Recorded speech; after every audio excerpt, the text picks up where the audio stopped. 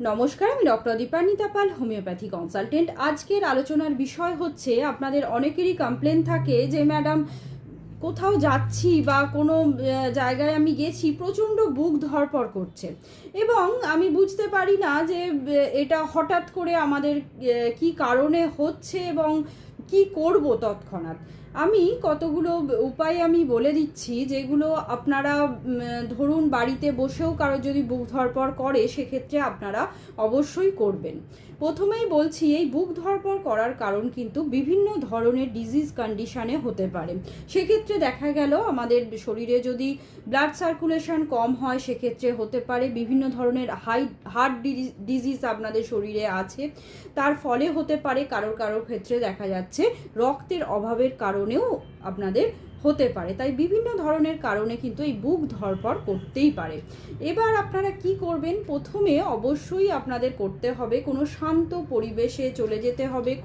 কোলাহল একদমই চলবে না। সেক্ষেত্রে শান্ত পরিবেশে মনকে ঠান্ডা রেখে আপনারা বসবেন। বসে যেটা করবেন, আপনাদের নাক দিয়ে একটা দীর্ঘ শ্বাস নেবেন এবং মুখ দিয়ে সেটাকে ছাড়বেন।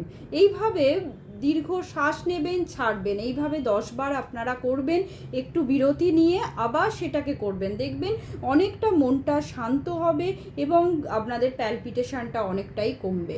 নেক্সট যে পয়েন্টটা আপনারা করতে পারেন সেটা হচ্ছে ঠান্ডা জলে আপনারা চোখ মুখ ধুয়ে নিতে পারেন এবং আপনাদের যদি সেরকম অবস্থা থাকে সেক্ষেত্রে অবশ্যই আপনারা নর্মাল যে ওয়াটারে আপনারা স্নান করে নিতে পারেন।